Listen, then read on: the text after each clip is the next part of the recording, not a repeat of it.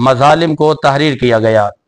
तारीख की किताब है अल-बिदाया व निहाया, इसकी जिल्द नंबर 5 सफ़ा नंबर 660 से लेकर 668 तक। और अल-इकमाल फ़ी अस्माए रिजाल किताब का नाम है, इसके सफ़ा 618। और अल-कामिल फ़ी तारीख़, इसकी जिल्द नंबर 3 सफ़ा नंबर 185। और उसदुल गाबा फ़ी मारिफ़ती सहाबा, इसकी जिल्द नंबर 2 सफ़ा नंबर 13 पर यह दर्दनाक वाक़या लिखा गया, जिस वाक़े का नाम है वाक़या करबला। आखिर वजह क्या थी कि इमाम अली मकाम इमाम हुसैन अलैहिस्सलाम को मदीना छोड़ना पड़ा। और मदीना छोड़कर जब आप मक्का में आते हैं तो वहाँ पर मुख्तलिफ खतूत और मुख्तलिफ वाक़ियात और मुख्तलिफ पैगामात आपको मौसूल होते हैं। अलगर्ज़ के इमाम अली मकाम के पास 38,000, 18,000, 78,000 खतूत, ये 3 अक़वाल मिलते हैं, इसलिए तीनों को मैंने आपके सामने पेश किया। ये जब मिलते हैं तो अहलियान इराक़ यानी अहलियान कूफा की तरफ से मोहब्बत भरे पैगामात मौसूल होते हैं। और वो लोग ये कहते हैं कि या इमाम अली मकाम, हम आपके घराने के ग़ुलाम हैं, हम आपसे मोहब्बत करने वाले हैं, आप हमारे कूफा में आ जाइए।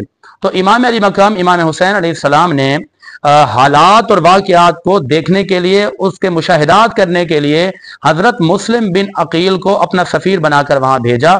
जब हज़रत मुस्लिम बिन अकील अहलियान कूफा के पास पहुँचे तो उन्होंने बड़ा पुरतबाक इस्तकबाल किया और आपके हाथ पर हाथ देकर बैअत की और इस बात का तहिया और इकरार किया कि ए मुस्लिम बिन अकील, हम अपनी जानें तो कुर्बान कर देंगे मगर इमाम अली मकाम इमाम हुसैन इब्न अली का साथ नहीं छोड़ेंगे।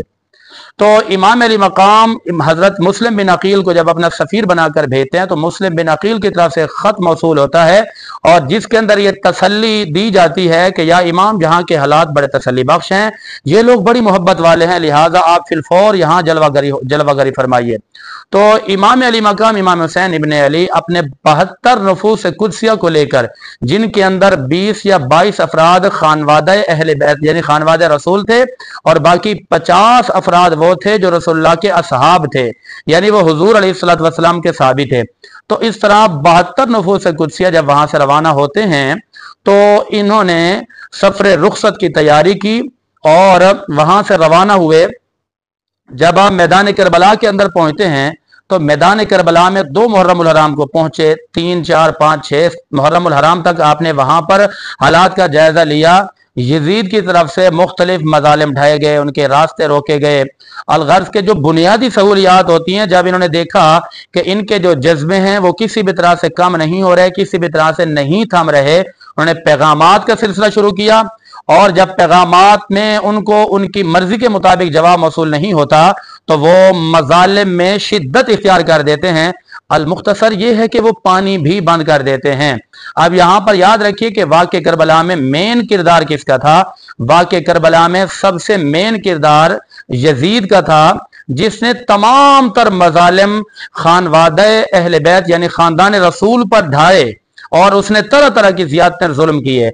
जब ये तख्त नशीन होता है, इसने फिलफौर आते ही अपने अतराफ में लोगों तक पैगामात पहुंचाए कि मुझे तस्लीम किया जाए, मेरे हाथ में हाथ दिया जाए, मेरे हाथ में बैअत की जाए और मुझे खलीफा माना जाए। अब देखिए कि तारीख की किताबों के अंदर ये बात मौजूद है। किताब है जिसका नाम है अल-फतूह, इसकी जिल्द नंबर 2 जुज नंबर 5 सफ़ा नंबर 18 और अल-फतूह की जिल्द नंबर 3 के अंदर भी ये बात मौजूद है। तबकात कुबरा जिल्द नंबर 11 सफ़ा नंबर 442 और इसी तरह इंसाबुल अशराफ जिल्द नंबर 3 सफ़ा 155। अल्लामा इब्ने जौज़ी की किताब अल-मुंतज़िम, इसकी जिल्द नंबर 5 सफ़ा नंबर 323 और तारीख की बड़ी अजीम किताब तारीख तबरी, इसकी जिल्द नंबर 5 और सफ़ा नंबर 323 पर यह बात मौजूद है कि जब यजीद तख्त नशीन हुआ तो इसने खत लिखा वाली मदीना के नाम, यानी क्योंकि इमाम अली मकाम मदीना में थे तो इसने खत लिखा। उस खत का मतन और इबारत और उसका उर्दू तर्जमा ये बनता है, उसने लिखा कि ये मेरा पैगाम उन 4 अशखास की तरफ पहुंचा दिया जाए, जिनमें से एक का नाम हजरत अब्दुर्रहमान बिन अबू बकर, हजरत अब्दुल्ला बिन उमर, हजरत अब्दुल्ला बिन जुबैर और इमाम अली मकाम इमाम हुसैन इब्न अली। अब ये वाली मदीना को ये पैगाम देता है कि आप इनको मेरा पैगाम पहुंचा दो कि या तो मेरे हाथ में बैत कर लें, मुझे तस्लीम कर लें, वगरना इनका सर कलम कर दिया जाएगा। ये वो था पहला पैगाम। इमाम अली मकाम ने इस पैगाम को सुनकर आपने मक्का का रुख किया। मक्का से आप जब कूफा पहुंच जाते हैं तो फिर यजीद की तरफ से एक पैगाम वाली कूफा को मौसूल होता है, जो कि तहरीर, जिसका मतन, जिसकी इबारत, जिसकी उर्दू तशरीह ये है कि उसने कहा कि ए वाली मदीना, ए गवर्नर कूफा, मेरा ये पैगाम तुम्हारे नाम है। इसको अगर पढ़ना चाहें तो तारीखुल खुलफा, इसकी जल्द 1 सफ़ा 84 और तारीखुल खुलफा जल्द 1 सफ़ा नंबर 174 पर भी ये बात मौजूद है। तज़किरतुल खवास इसकी सफ़ा नंबर 235 पर ये बात मौजूद है और इसके अलावा उसदुल गाबा के अंदर भी ये बात मौजूद है। अब ये जो कूफा का गवर्नर है उसके नाम खत लिखता है, कहता है कि बात यह है कि हुसैन इब्ने अली को पैगाम देना है और हुसैन इब्ने अली को ये कह दें कि अगर वो मुझे तस्लीम नहीं करते, मुझे नहीं मानते, तो फिर ये है कि उनका सर कलम कर दिया जाएगा, फिर इनको कत्ल कर देना है। ये यजीद ने वाली यानी कूफा का जो गवर्नर है, वाली है वहां का, उसके नाम ये खत लिखा गया, उसको ये पैगाम दिया गया। तो याद रखिए कि कूफा का जो पहले गवर्नर था उसका नाम था नोमान बिन बशीर। अब जब उसको पता चला यजीद को कि नोमान बिन बशीर जरा नरमी बरतते हैं, तो उसने उनको माजूल करके इब्ने जियाद को वहां भेजा। इब्ने जियाद को भेजने से पहले 3 इख्तियारात दिए। नंबर 1, तुम्हें मुकम्मल इख्तियारात हैं, जो चाहो फैसला करो। नंबर 2, कोई भी अहम काम करने से पहले मुझसे मुशावरत जरूर कर ली जाए।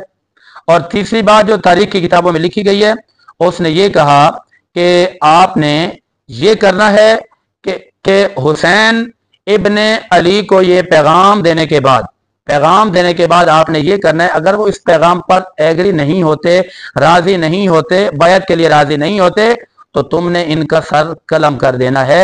ये यजीद के खतूत थे, पहला खत वाली मदीना के नाम, दूसरा कूफा के गवर्नर का नाम, तो उसके नाम लिखा और पैगाम दोनों को एक ही दिया, नहीं मानते तो कत्ल कर देना। इसलिए मैं कहता हूं कि इस पूरे वाक़े की टोटली जिम्मेदारी यजीद पर आती है। नाज़रीन किराम, हमारे साथ जुड़े रहिएगा। अब बस मुख्तसर से वक्फे पर जा रहे हैं, थोड़ी देर के बाद फिर हाजिर होते हैं।